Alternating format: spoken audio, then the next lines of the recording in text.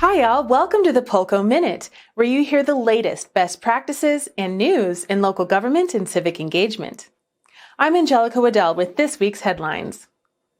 First, we take a look at how millennials, like myself, may be shaping into a generation delayed. Annie Lowrey is a writer for The Atlantic. She recently interviewed a woman in her late 30s who is already a grandmother.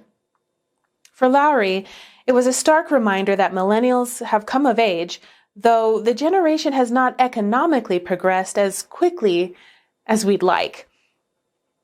In the interview, meeting her first millennial grandmother, Lowrey learned that, like many others, she could not afford her first home despite reaching middle age.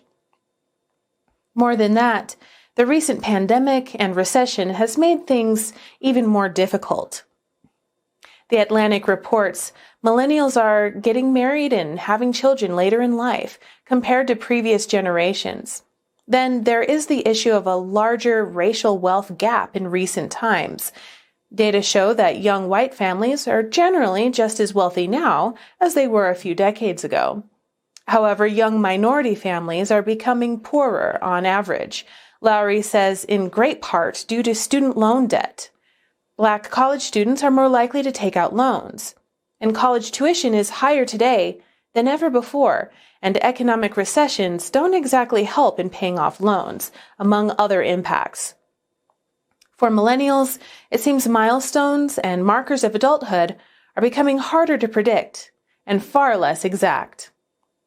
Next, we examine 5 ways to become happier and more productive with your remote work. These tips come from Heather Locke at Polco. Dr. Sahar Youssef conducts important neuroscience research from her lab at the University of California, Berkeley. Based on her research, there are some quick ways to approach being more productive with remote work. First, set no more than 3 goals each day. This will help you stem burnout and imposter syndrome. Next, try shortening your meetings to 30 minutes or less whenever possible. Moreover, Dr. Youssef's research has also suggested knowing your chronotype can help. This will help you find out what time of day you tend to be most productive, so you can plan your work to match your energy rhythms. You can also be more productive with focused sprints rather than multitasking. Focused sprints are intensive, high-value work for shorter periods of time.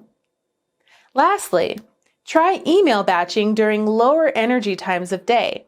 This way you save your most productive time for tasks that need more of your mental focus. In the end, these tips all boil down to this: make daily goals that are realistic and achievable. Match work with your energy levels.